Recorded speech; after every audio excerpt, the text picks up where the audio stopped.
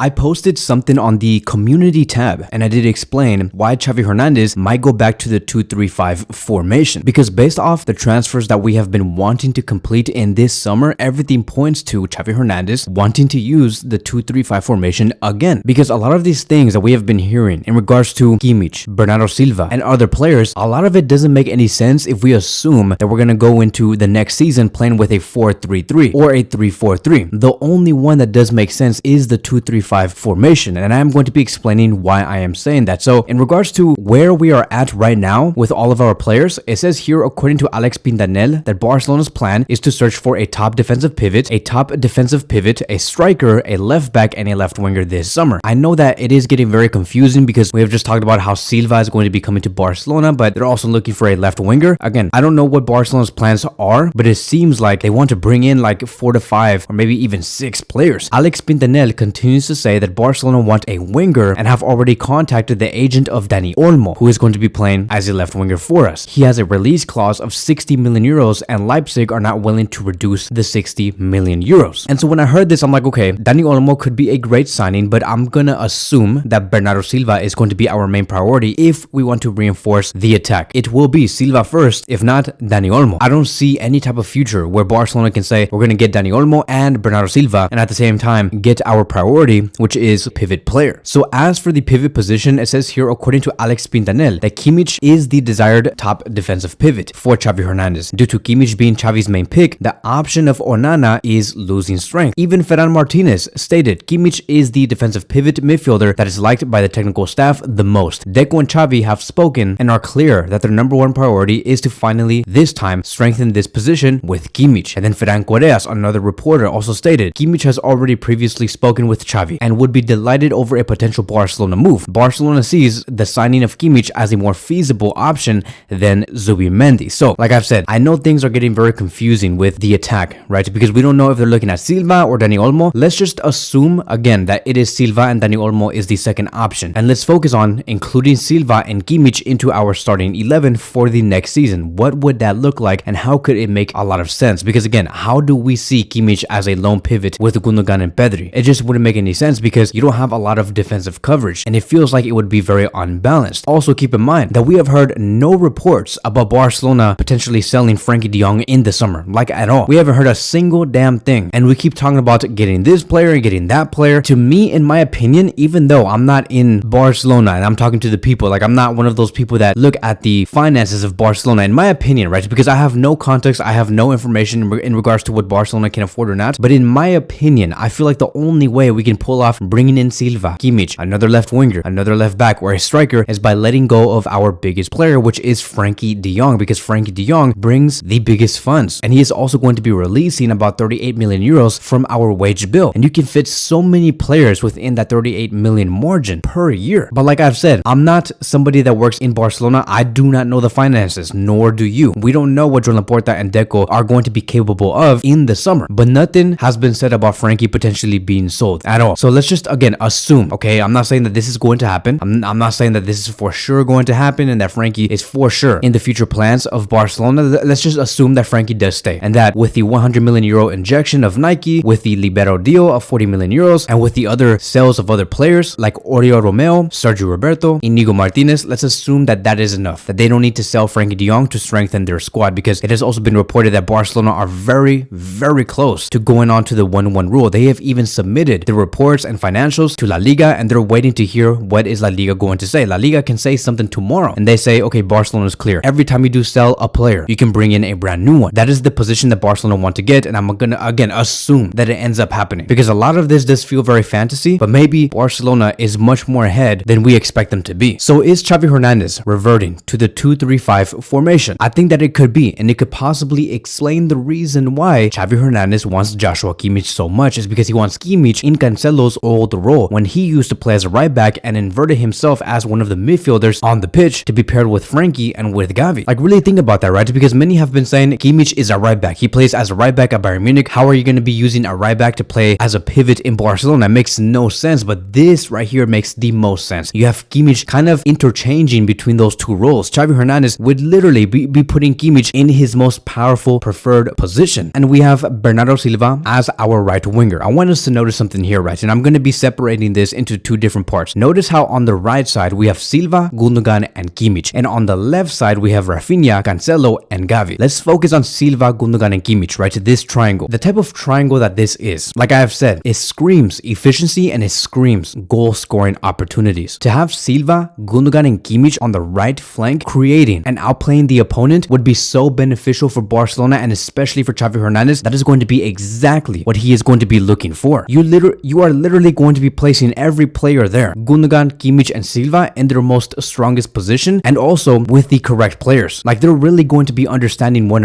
another. Silva and Gundogan have played with each other before. Kimmich is very adaptable. He's going to understand Gundogan. He's going to understand Bernardo Silva. To me, that is very dangerous and a bigger upgrade to the one that we saw with Gundogan, Koundé, and Lamine Yamal. I really do find this fascinating because I do think that they will deliver so much for Barcelona. We're talking about a side, right, with Gundogan, Silva, and Kimmich forming that triangle. You have, okay, let me be a little cocky. You have 2 UCLs within those 3 players. You have a player who has won the German championship 8 times, Kimmich, and then you have Silva and Gundogan who has won the Premier League 5 times. Those 3 players have so much experience on knowing what it's like to win the league. They know what it takes. They know what it also takes to win the Champions League. Xavi needs that. Barcelona needs that. You have experience. You have calmness under pressure. You have 2 ex-captains. You have Gundogan who captained Man City and Kimmich who is currently captaining Bayern Munich. And unlike the left side, because we have Rafinha, Xavi, and Cancelo, these 3 players, Kimmich, Silva, and Gundogan, they're going to be asking for the ball to go straight to their feet because they are interiors. They know how to generate from the inside. They're not going to be players that are going to be asking for the ball into space and for them to run to that space like Rafinha. They're not going to do that. They're very much different players, and it's going to be surprising the opponent because they're going to be like, oh, okay, so we have these players here on our left side that know how to dribble the ball, cut inside, but then we have to worry about the players on our right side who are runners, and that's what's going to lead me towards the other side, which is Rafinha, Xavi, and Cancelo. This other triangle is also very dangerous because they're not going to be the very most creative players on the pitch, right? They're not going to be Silva, Gundogan, and Kimmich. What they're going to be, though, are players that know how to press. They're going to be players that know how to run into space and know how to distribute a lot of crosses. You see the type of team that Xavi Hernandez is trying to build here? You have a side that knows how to produce crosses, that knows how to press, and then on the other side, you have players that know how to score goals, provide a lot of key passes, and find those through balls for Lewandowski. That is very dangerous. Like I think that besides Xavi, the happiest person that's going to be here in the 11 and in this squad will be Lewandowski, because the amount of service Lewandowski is going to be getting by Rafinha, Cancelo, and Xavi with their crosses and the through passes that he's also going to be receiving from Gundogan and Silva and Kimmich, it's going to be insane. Like, you know, Lewandowski, ever since he joined Barcelona, his goal scoring form has dipped compared to what he did at Bayern Munich. I think that if you give him service like this and surround him by players like this, Silva, Gundogan, Kimmich, Rafinha, Xavi, Cancelo, you're going to be putting Lewandowski in a position where he scored 45 goals to 50 goals with Bayern Munich. But take that at Barcelona? Oh my god, dude. Now you may ask, but Kevin, you know, this starting 11 is wrong. Like,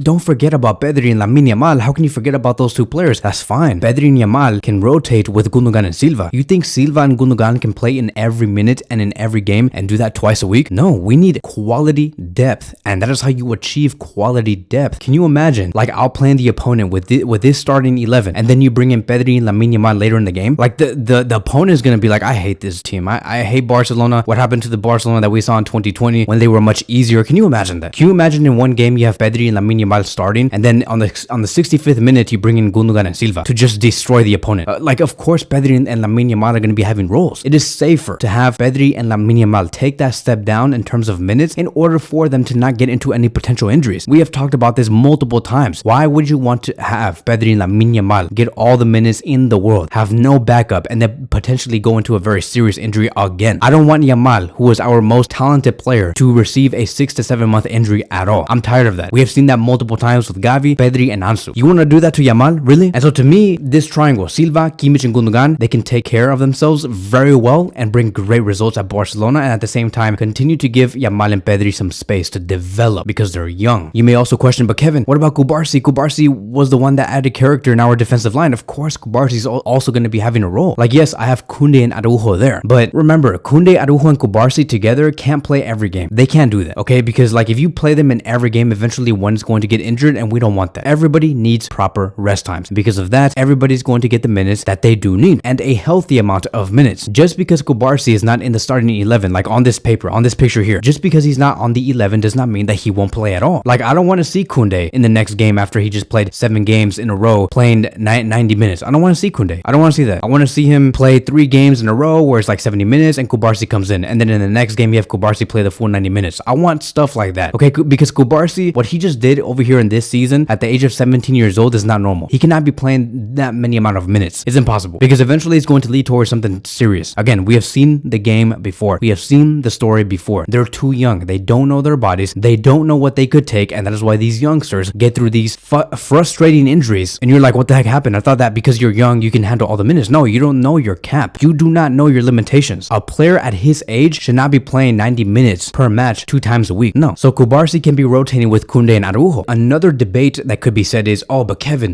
no, you're wrong because you're basically going to be complimenting Bartomeu and you're saying that Bartomeu is right?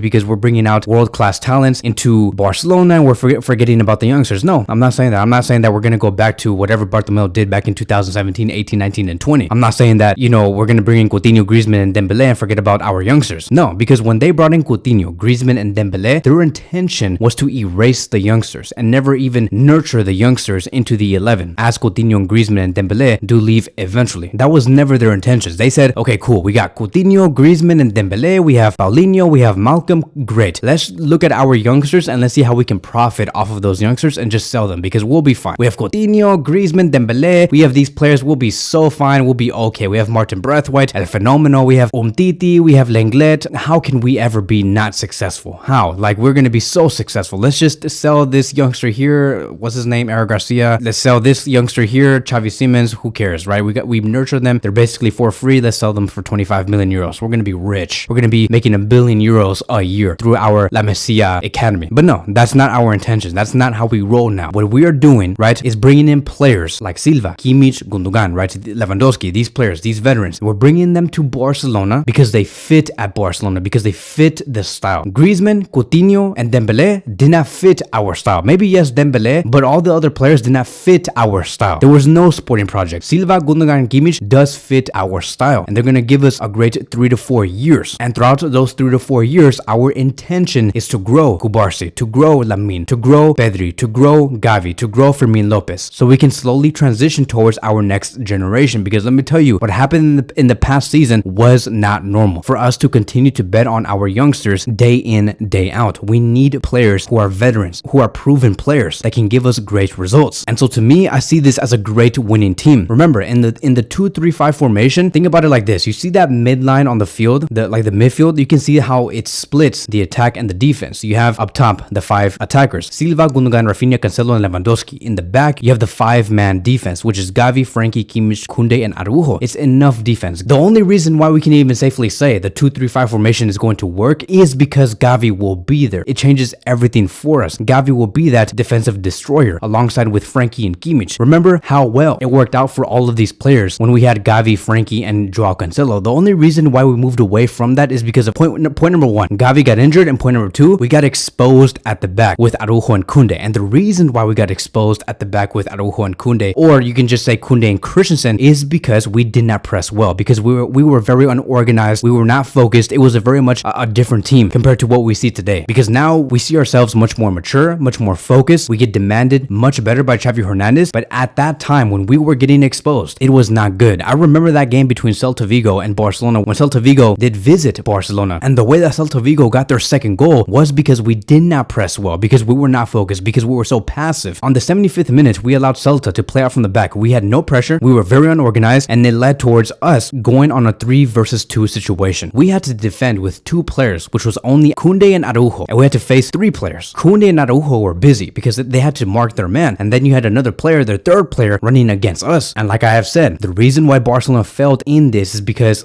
specifically in this play, our left side was so passive. They played out from our left side, and that's why I do say, if we have Gavi, Rafinha, and Cancelo pressing well, these things wouldn't even happen. But at that time, we had Balde, Gundogan, and Joao Felix, and there was no pressure from there. And that's why I do say, the 2-3-5 formation could work. I know that we have seen it, and we have seen it fail this season, but with the correct players, with the correct attitude, with the correct focus, this could be implemented brilliantly. So this is how I do see Barcelona's 2024-2025 team with these players. I don't know if Dani Olmo is going to be coming again. I'm just going to assume that we achieve Silva and we say we don't need Dani Olmo. I don't know where Vitor Roque is also going to be. I'm assuming that he's going to be here. And as for Frankie de Jong, that is the biggest question mark. But if we can have a team like this next season, Barcelona will for sure see the fruits of their labor. And so that is it. That is going to be wrapping up today's video. Thank you guys so much for watching, and I will see you guys in the next one.